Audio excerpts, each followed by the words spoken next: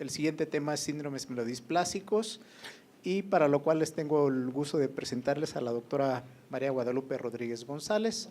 Ella es médico hematólogo adscrito al Servicio de Hematología del Hospital de Especialidades o la UMA Especialidades del Centro Médico Nacional La Raza. Ella egresó de la Facultad de Medicina de Tijuana de la Universidad Autónoma de Baja California y realizó un posgrado en hematología otorgado por la UNAM y ciencias químico-biológicas en la Escuela Nacional de Ciencias Biológicas del Instituto Politécnico Nacional. Y es el responsable o fue responsable de la clínica de síndromes mielodisplásicos y de la unidad de aféresis terapéutica del mismo hospital donde ella labora, y actualmente ella es la responsable como tal de la unidad de trasplante de células tallo hematopoyéticas del mismo hospital, y asimismo también es profesor del curso de especialización en hematología. Así que pues un aplauso a la doctora Guadalupe. Buenas tardes. Esto es algo que tiene que ver mucho con hematopoiesis. Síndromes mielodisplásicos es una enfermedad de exclusión, es lo primero que tenemos que saber. Entonces, empezando con la charla, tenemos que el caso clínico se los voy a poner al final. Como definición, tenemos que los síndromes mielodisplásicos son un grupo heterogéneo de enfermedades clonales, ¿sí?, de la célula madre hematopoyética, caracterizado por citopenias periféricas, displasia en una o más líneas celulares, tiene algo importante, tiene una hematopoiesis ineficaz y tiene anormalidades genéticas. Algo aquí importante es que no todos los síndromes mielodisplásicos van a tener alteración, solamente un 50% de los pacientes con síndrome mielodisplásico van a tener alteración genética. Así que cuando escuche decir a alguno de ustedes que no es síndrome mielodisplásico porque tienen un cariotipo normal, están en un grave error, ¿ok? Entonces, es lo primero. Entonces, algo importante y por lo cual nosotros vemos a los pacientes, porque el 25% va a evolucionar a una leucemia mieloide aguda. Hay un incremento en el grado de apoptosis dentro de los progenitores y esto probablemente lo vieron en todo lo que es la hematopoiesis normal, y aquí es lo que empieza a pasar, empieza a incrementarse, a disminuir, primero a incrementarse la apoptosis, después a disminuir, y es cuando viene la evolución a una leucemia mieloide aguda. Entonces, la citopenia es el requisito mínimo para que nosotros podamos hacer el diagnóstico de síndrome mielodisplásico. Etiología de los síndromes mielodisplásicos, nada más voy a presentar esta diapositiva porque ¿qué es lo que me interesa que se les quede? La estadificación y el tratamiento que hay que dar para esta enfermedad.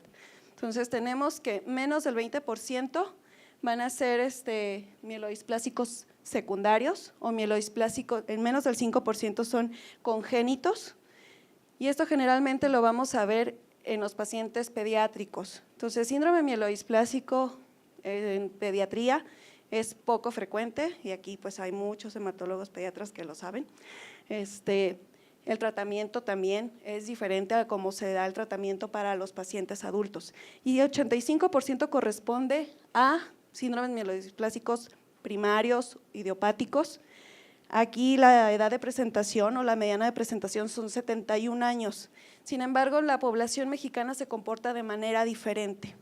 A partir de los 40 años empezamos a ver síndromes mielodisplásicos y pues es algo que tenemos que investigar, qué es lo que está pasando con nuestra genética, ¿no? Porque aquí tiene que ver mucho nuestro mestizaje. El otro 10 a 15% son síndromes mielodisplásicos secundarios después de haber recibido quimioterapia, radioterapia, y al cuánto tiempo esperamos que se presente un síndrome mielodisplásico. Más o menos a los 5 o 7 años después de haber recibido medicamento inhibidores de topoisomerasa 2. Entonces, eso es algo que hay una pregunta por ahí, ¿qué alteración esperarían encontrar en un paciente que ha recibido etopósido, ¿no? Entonces, ¿qué alteración genética? ¿Y al cuánto tiempo? Pues después de 7 años podemos encontrar pacientes que tengan síndrome mielodisplásico. ¿Qué es lo que necesitamos? Como les decía, citopenias, eso es lo importante, y acuérdense que actualmente está el chip que es dentro de los diagnósticos diferenciales, pero aquí lo principal son los valores de las citopenias que vamos a encontrar. Hemoglobina menos de 10 gramos, plaquetas menos de 100,000, neutrófilos menos de 1,800. Eso no ha cambiado y un paciente que te presenta citopenias con estas cifras, hay que empezar a sospechar que probablemente tenga un síndrome mielodisplásico. Sin embargo, acuérdense, diagnóstico de exclusión. Entonces, antes de decir que es un mielodisplásico primario, nosotros tenemos que hacer varios estudios que en un momento más les voy a comentar. Importante, cantidad de blastos al momento de que nosotros hagamos el aspirado de médula, pues tenemos que contar más de 500 células. Estamos mal acostumbrados a que hacemos una cuenta de 100 o algunos hasta 50 y lo multiplican, eso está mal. Tiene que ser 500 células, ¿sí?, nucleadas para que nosotros podamos evaluar esa médula ósea. Tiene que ser una cuenta donde haya por lo menos 2 extensiones y en sangre periférica deben de ser 200 células nucleadas. Los bastones de Auer, que son en los que tengan ya un AREP, pues lo que vamos a encontrar. Entonces, importante el aspirado de médula. Clonalidad, 50% de los pacientes van a presentar alteración citogenética. La clonalidad puede confirmar el diagnóstico. Algunos casos de síndrome mielodisplásico son dudosos, pero si tiene un cariotipo que corresponde a síndrome mielodisplásico, eso se clasifica ya como síndrome mielodisplásico. Displasia en más del 10% de esa médula. Y de estos, en megacariocitos, ¿cuántos? 30 megacariocitos. Es la cuenta que deben de hacer y en esos 30 megacariocitos debe de haber más del 10% de displasia, ¿ok? Exacto, de esos 30, 3. Y aquí vemos las fotografías donde se muestran las diferentes características de la célula. Vemos cómo la característica principal del síndrome mielodisplásico es la hiperplasia, o sea, que está llena esa médula a comparación de una anemia plástica donde pues es una médula ósea vacía. ¿Dónde nos va a generar un poco de ruido? En aquellos que son hipoplásicos, pero menos del 5% de los pacientes con síndrome mielodisplásico tienen un síndrome mielodisplásico hipoplásico. ¿Okay? Diagnósticos diferenciales y sobreposición del diagnóstico. Me gustó esta diapositiva porque vean cómo cualquier enfermedad puede darnos displasia y puede confundirse con un síndrome mielodisplásico primario. Existe sobreposición y acuérdense que puede existir mielodisplásico y HPN. Puede existir mielodisplásico y anemia aplásica.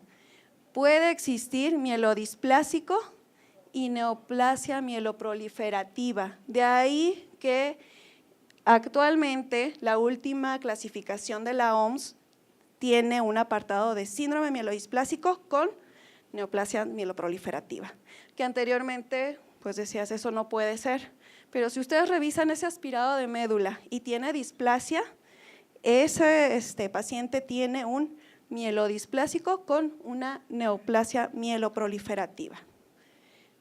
¿Qué puede darnos displasia y no ser un mielodisplásico primario? Infecciones, hepatitis, HIV, virus de Epstein-Barr, puede dar esa displasia. Entonces, estamos obligados, antes de decir que un paciente tiene síndrome mielodisplásico primario, a tener esos estudios, a pedirle serología y decir, no es primario, es secundario a este proceso infeccioso. ¿Qué más? Alcoholismo. También los hepatópatas nos dan mucho cambio en la médula ósea, mucha dispoiesis. Enfermedades autoinmunes, principalmente lupus, artritis, enfermedad de tiroides, nos pueden dar esas alteraciones en la médula ósea. Y algo que a lo mejor, las deficiencias, la vitamina B, La anemia megaloblástica. Varias veces probablemente les tocó ver deshidrogenasas elevadísimas, ver hasta médula le hicieron y resulta que era una anemia megaloblástica. Entonces hay que tenerlo en cuenta porque se nos va mucho.